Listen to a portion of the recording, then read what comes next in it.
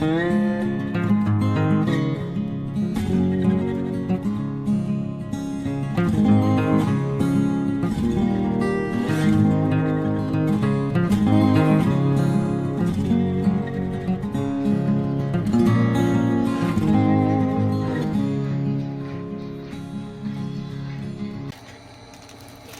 it's Marilyn and welcome back ulit dito sa aking YouTube channel. So ngayong gabi, tayo ay samahan niyo akong magbukas nitong parcel ko na in-order ko from Shein. Ayan. So kanina pa dumating pero hindi ko siya binuksan kasi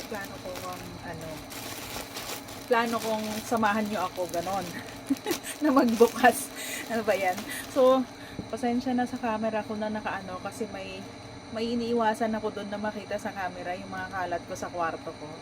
Sa sobrang liit ng kwarto ko at ang dami kong gamit, ayun. So, medyo makalat. Kaya hindi ko na lang papakita. At ito nga,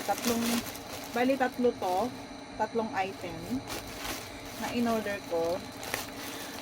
Pinipigilan ko umorder kasi yun nga, may iba akong pinaglalaanan. Kaso, ewan ko, bigla na lang. Pero ang tagal ko nang hindi umorder sa Shein. Parang taon yata. Parang yung last na order ko is yung before ako umuwi. Before ako magbakasyon ng 2024. So, ito yung isa. Ito ay, long skirt. Palda siya. Tapos, ito ay palda pa rin na denim long skirt. Ayan. Mahilig ako sa denim. Karamihan ng mga yung mga maong ko na tawag nito, ayan. Maong na palda ay Shein. Tapos basta karamihan ng damit ko, madami akong damit na sa Shein ko in order kasi gusto ko talaga. Pati yung mga medyo daring ko, yung mga pakilibage ko na mga top. Ayan, sa Shein ko lahat in order. Yung ganda nito, ang super comfy nito na parang pantulog ganon. O diba, short. Ayan. Pero gagawin ko tong pantulog kasi ayan ang ganda. Ay, nice. I like it. Pero hindi ko na siya papakita na isusuot ko kasi ang hirap magsukat-sukat dito sa kwarto ko na maliit ang space. Ayan. So, next. Okay, satisfied naman ako dito. I like it. Hindi ganun kakapal yung tela niya. Pero sakto lang. I'm sure na komportable siyang isuot. Ayan. Shorts. Next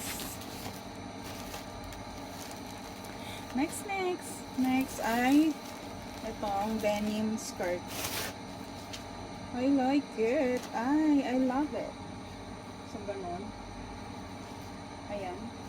Ay, Diyos ko. Ang hirap naman. Ang hirap ng maliit yung space. Ayan siya. So, mayroon siyang parang dyan, open dyan sa harap. Tapos, ayan. Sus. Bumili ako ng kulang-kulang ang tela. Sana sinira ko na yung isang palda ko pala, no? Ayan. So, ayan siya.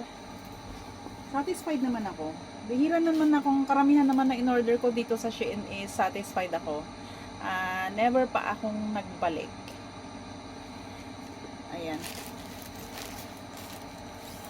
Minsan lang yung nagkamali sila ng padala sa akin na doble yung padala sa akin. Same na So, nagano ako sa customer service nila.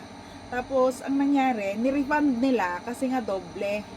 Yung isang order ko hindi pinadala. Tapos yung isa, dalawa yung pinadala. So, ang nangyari is, ni-refund nila yung hindi na send sa akin na item. Tapos yung doble, yung bari dalawa, hindi na nila pina-return. So, parang libre na yun.